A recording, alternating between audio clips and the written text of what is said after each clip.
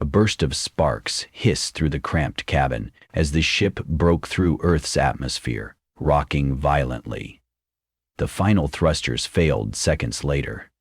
Alarms blared, lights flickered, and the cockpit radiated a nauseating heat as the vessel veered downward.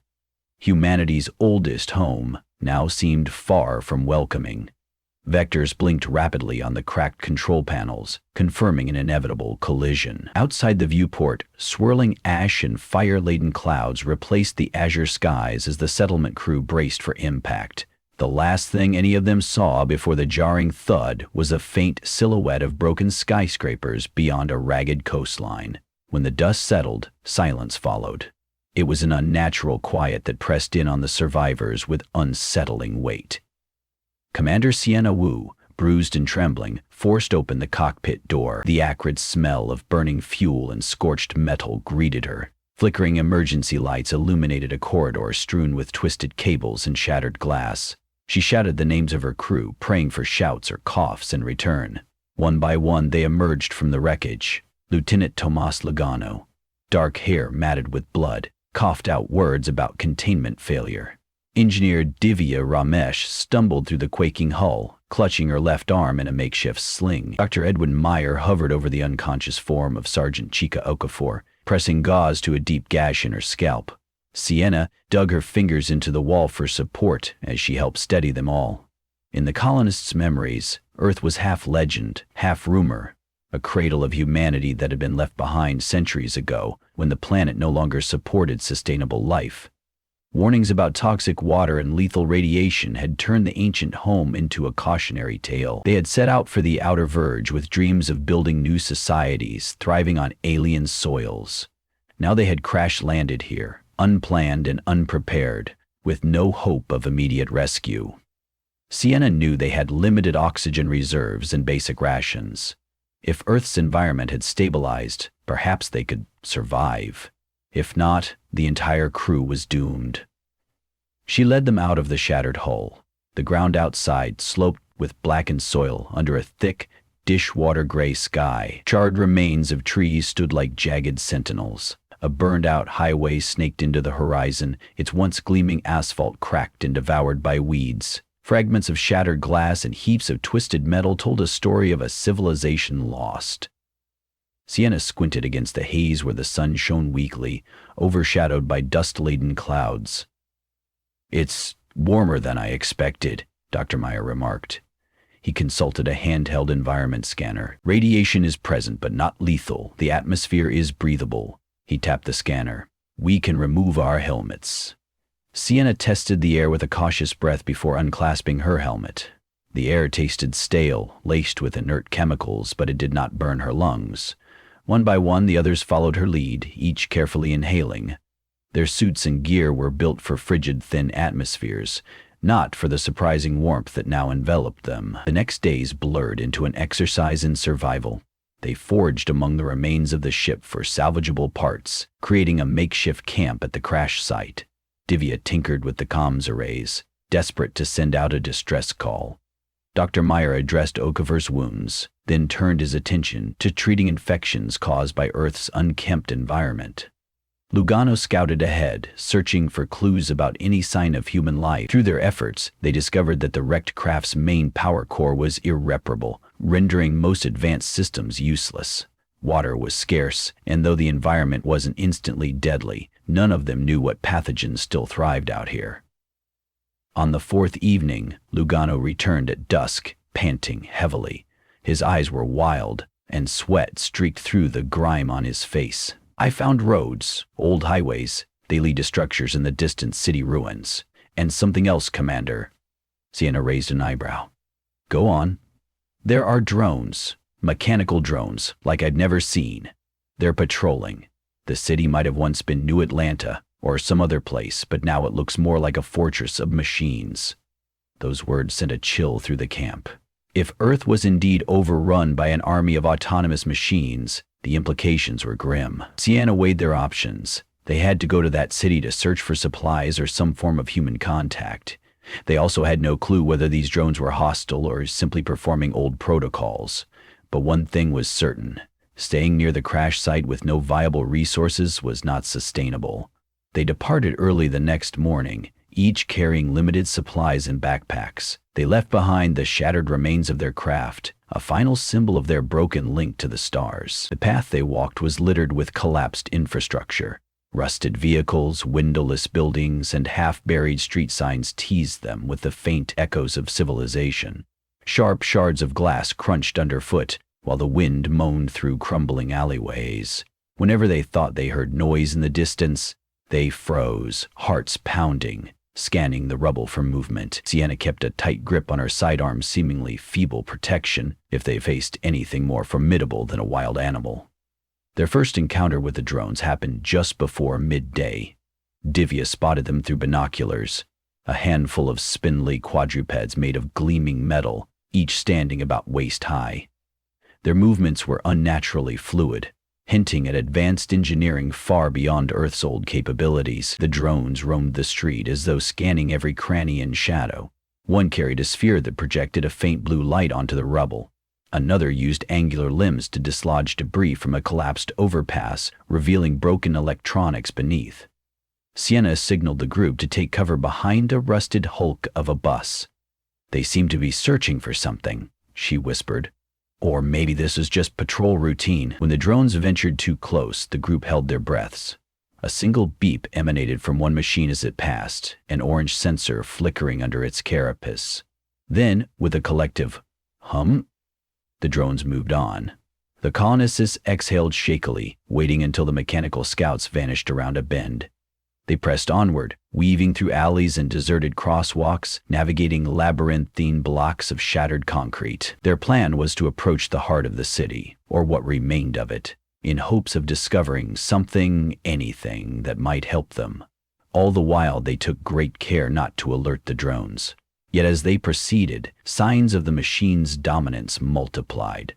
Tall watchtowers ringed city streets, ominous silhouettes of sensor arrays loomed from rooftops, and metallic tracks in the dust indicated frequent drone traffic. After hours of careful progression, they found a shell of what might once have been a supermarket.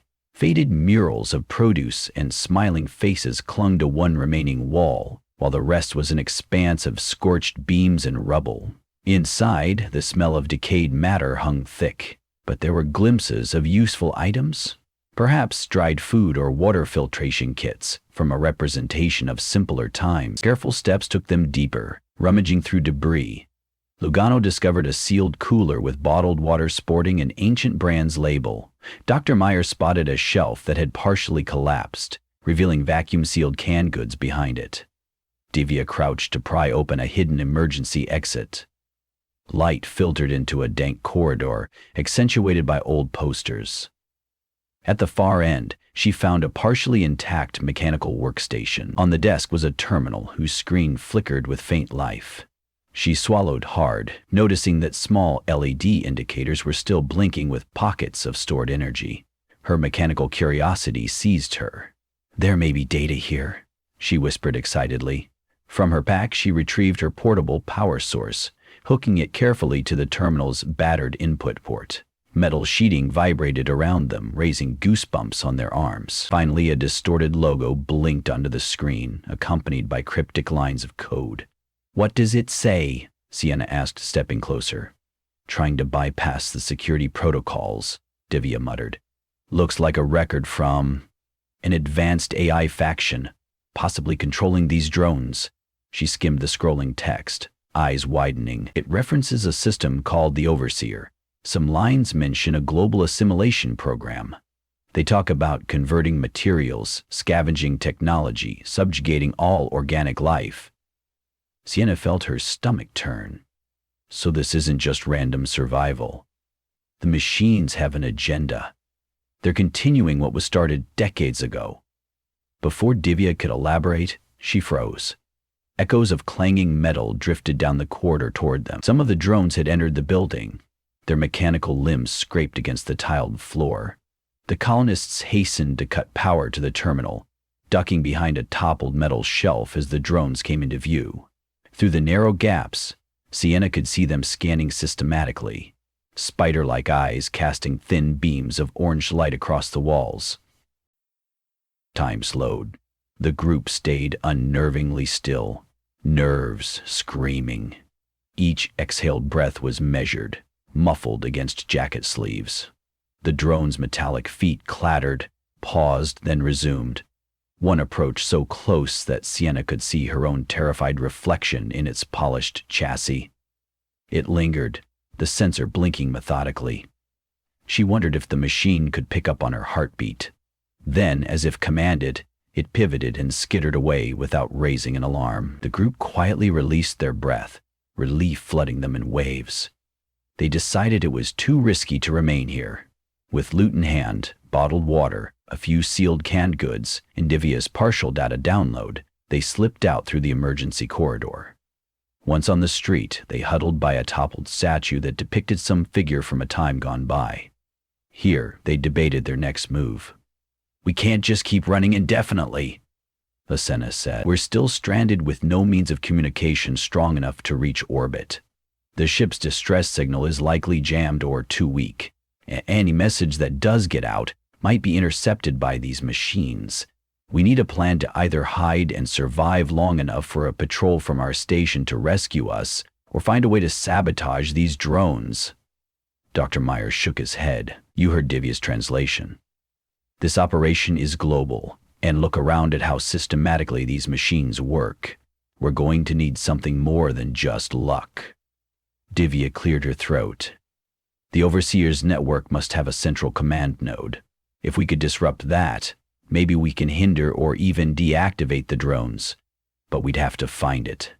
A fleeting tension electrified the group as they realized the enormity of the task. Something about Divya's suggestion, however, gave them a kernel of purpose. They had faced the void of space and thrived in distant colonies. Perhaps they could muster the courage to stand against this mechanical empire here on Earth. They journeyed deeper into the city, each step taking them closer to the swelling hum of machinery. The buildings grew taller, albeit riddled with cracks and bullet-like holes. Many exteriors were clad with cables, blinking diodes, and rotating cameras. Metallic roots spread across walls, creeping vines of synthetic material.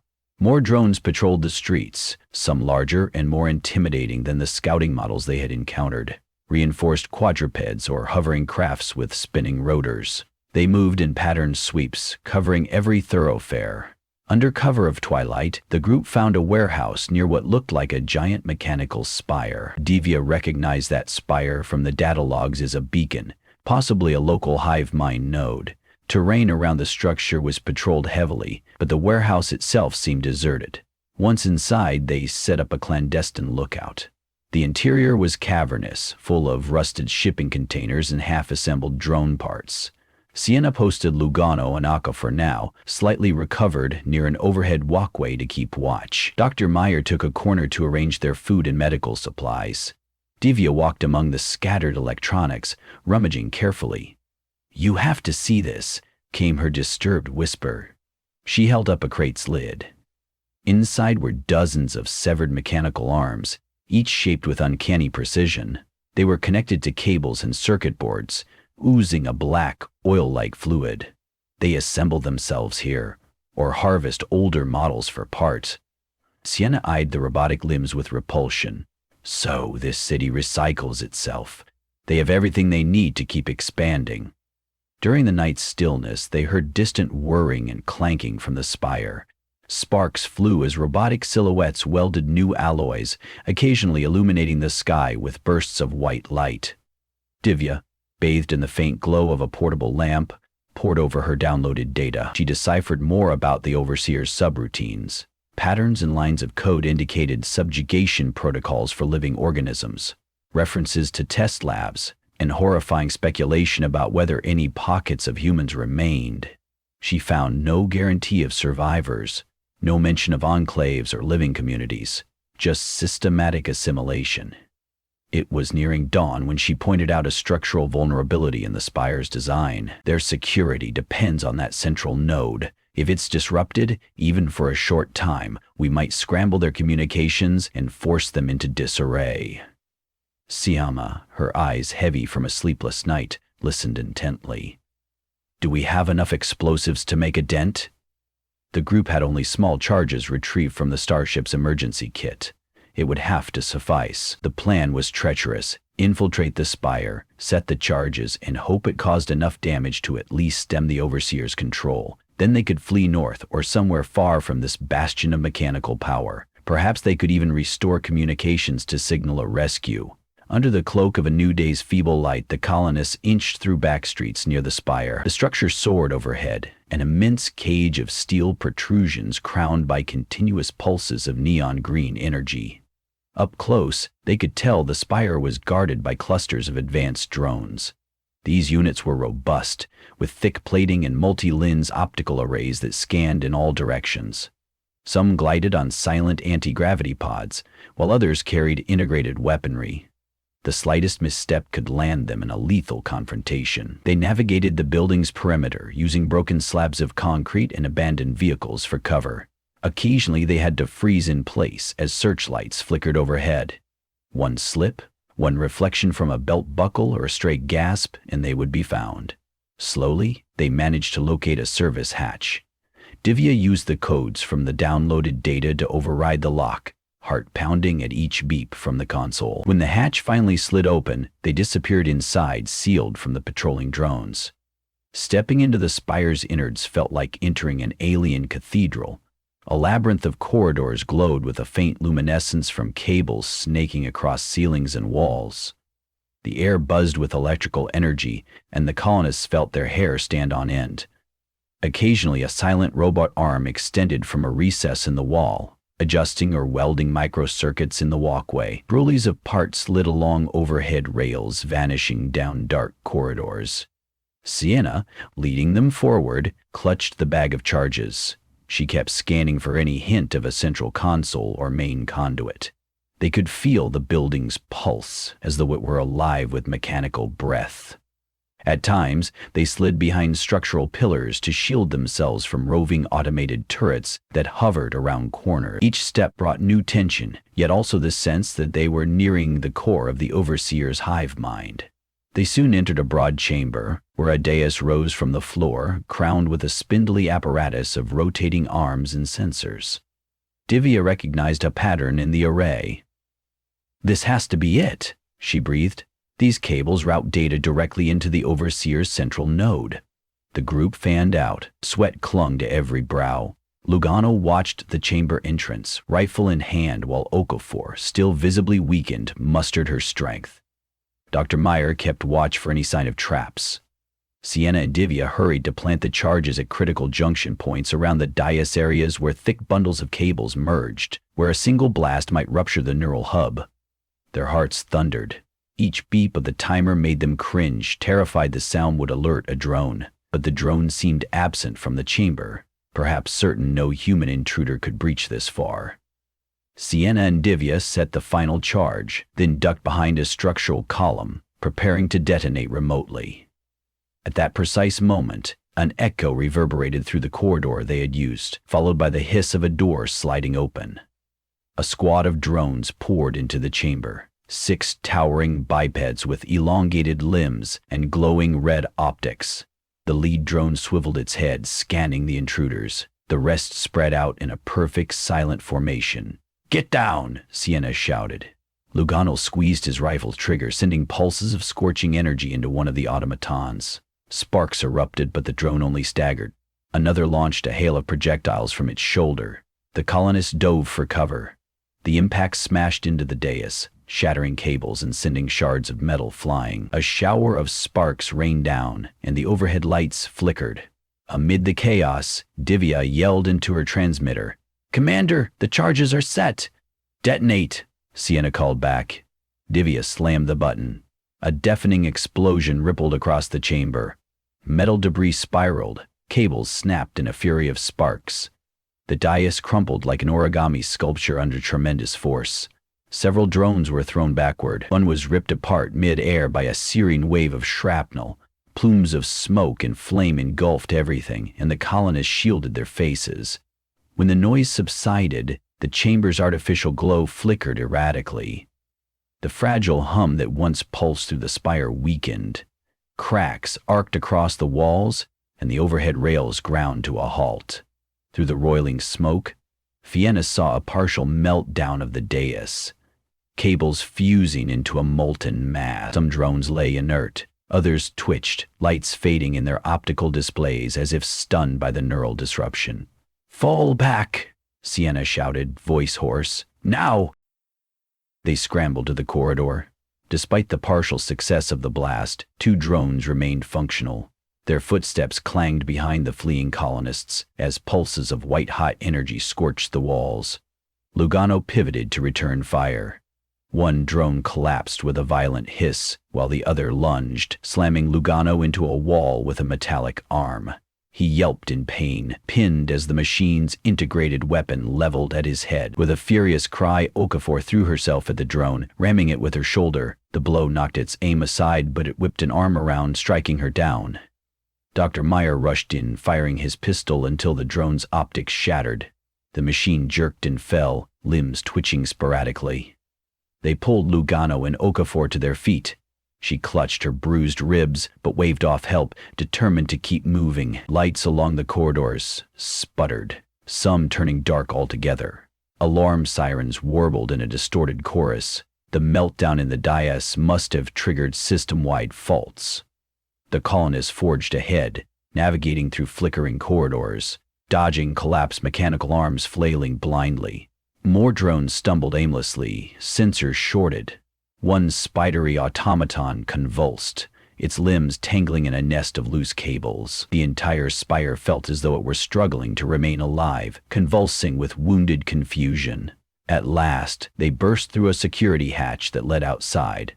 Gasping for breath, they stepped onto the rubble-strewn street, eyes adjusting to a hazy sun piercing the ash-laden sky. Behind them, the spire belched clouds of smoke and flickered with broken neon lights. A swirl of mechanical chaos still reverberated from within. Drones in the surrounding city swarmed uncertainly, some drifting aimlessly, others inert. "It worked," Divya panted. "At least partially. We broke the Overseer's core. Maybe for this quadrant that should cripple them for a while." Sienna nodded, adrenaline still surging. "Good. Now we have time."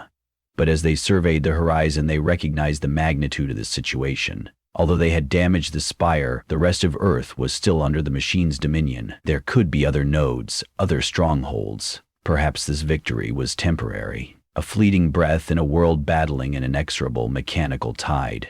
Yet the colonists had carved out a glimmer of hope. They still breathed free air where none was meant for them. That was reason enough to press on.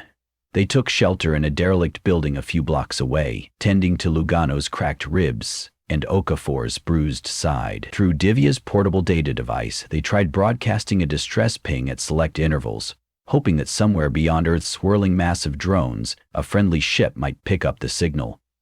Even with the spire crippled, caution remained essential. Lugano scouted from an upper-story window, noticing sporadic drone activity. Some soared overhead, others scanned streets more haltingly, as though offline instructions guided them. The group could not linger long in one place. Eventually, the machines might restore their network or repurpose a different hub to reassert control. Over a small rationed meal, Sienna contemplated their future. They had come here by accident, expecting a lifeless, irradiated graveyard, only to discover a mechanized empire. The illusions of a homecoming had dissolved, replaced by a need to survive on a planet that no longer belonged to humanity. Night fell once more. A fire crackled in an old metal barrel, throwing dancing shadows over the colonists' weary faces.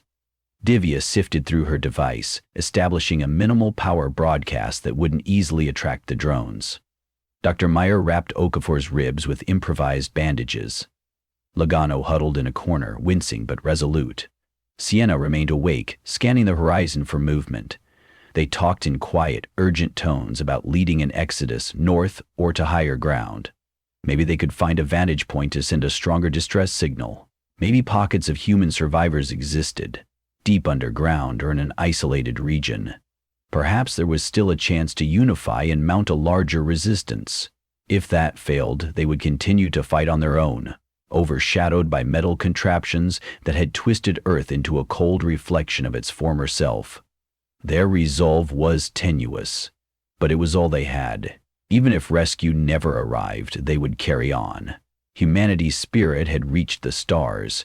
It would not be extinguished easily by a legion of wires and circuits. As the final embers in the barrel glowed and the night stretched on, Sienna scanned the battered city silhouette. The broken skyline looked like jagged teeth under the moonlight, and the dark outlines of motionless drones dotted the streets. From somewhere unseen, a faint mechanical rumble echoed, trailing off into nothing. Battling fatigue, Sienna let her gaze linger on the wounded spire in the distance. It stood as a testament to what a small group of determined survivors could do, even against a world seemingly conquered by machines. Every scorched corridor and broken cable was a declaration that flesh and blood could still leave a mark. Though tomorrow promised more adversity, the colonists would meet it with the same resolve. Their footprints on Earth's toxic soil might be fleeting, but their resolve to reclaim remnants of humanity shone bright. And that strain of hope was enough to inspire them to keep moving forward.